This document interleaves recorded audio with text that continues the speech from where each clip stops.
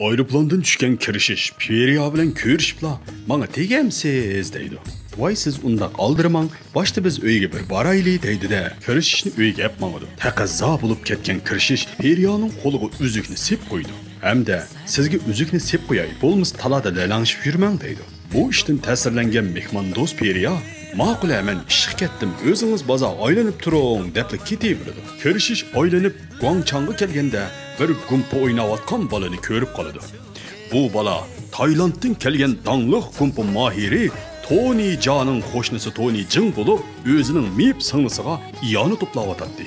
Uning tez kuniga qolganligini ko'rgan kirishish qaltigini chiqarib shundoq bir o'ynatdiki, maydondagi cho'kallar chirchor chaqirishib ketdi. Bu ishkaylan shuningdan keyin yaqin do'stlardan bo'lib qoladi. "Hey adash, sening pek uzunki, mening pek qisqa." Undaq dema adash. Meninkini pek uzun chaqilgan bo'lsang, kirishish demay qisqartib, kir deb chaqirsang bo'laverdi. Ular o'zining ismining uzun qisqaligi to'g'riliq munozara olib bordi. Atsi Periya kirishishdan beso'roqsiz odam va tabiat programmasiga chaqirib, orangutan bilan musobaqaga solmoqchi bo'ldi. Buningdan xabar topgan kirishish qattiq ranjib ketdi. "Nima qilganingiz bu Periya?" "Voy nim bo'pti-ki, siz bularga-chu o'g'il va erkakning qandoq bo'lganligini bir ko'rsatib qo'ymamsiz?"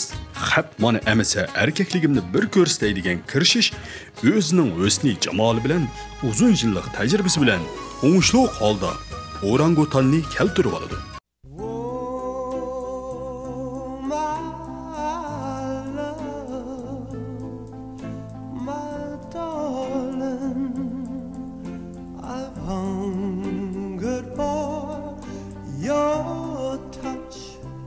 Bu ishlarning oqmig'ini ko'rgan Periya qattiq ranjib ketdi. Kirishish uning ko'nglini yasab, ranjimagan "Hey Bobey, bugun oqshom men Shofey, o't chiqaramiz so'rindan biz o'ynaymiz lalalay" deydi.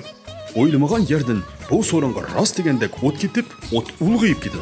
Amalsiz qolgan kirishish odamlarni qutqazmoqchi bo'ldi.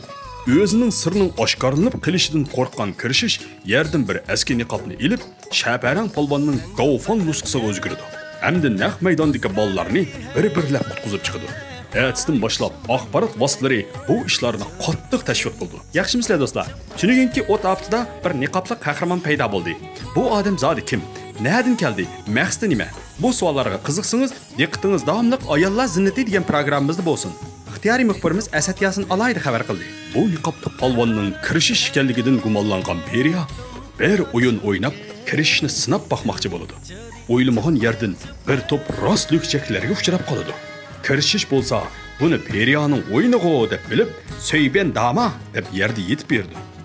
Lükchaklar ketgandan keyin haqiqiy ahvolni bilgan kirishish niqobli polvonga o'zgirib, lükchaklarni izlab berib, o'zigini qaytarib olmoqchi bo'ldi. Lükchaklarni pufrab topgan kirishish bir yurish gimnastika harakatlari bilan lükchaklarning mo'misini ko'rsatib o'tdi. Kirishishning motosimi "Men sendan qalamtim hey" deb hamma dushmanni chopitlab yiqitib o'tdi. Dal mushu chog'da shunchalik to'g'ri kelib qilib, dal mushu atrofda o'tib ketib qolgan Tony Jing kirishni to'lib qoladi. Pungyo, biletdim sening yomon bir nima ekanligingni. Dostum, bu niqobni 25 ming dollarga tegishkili bo'ladi. Berib singlingni davolat. Undaq qilsak qandoq bo'ladi? Men bundaq yuzsiz ishlarni qila olmayman. Ko'nglim qat'iy ko'tarmaydi. Bu shon sharafni men qat'iy qabul qila olmayman. Atsi butun dunyo Tony Jingning niqobli polvon ekanligidan xabar topdi. Bu ishdan qattiq umidsizlangan Periya uyda o'zining tatgan filmlarini ko'rib, o'zirinib o'ltirdi. Dal mush chaqda bu filmning ichidan niqobli polvonning haqiqiy qiyofati chiqib qoladi. Oh my god. Kirishish? Do'stingizga yondan bayona tavsiya qilishni unutmang,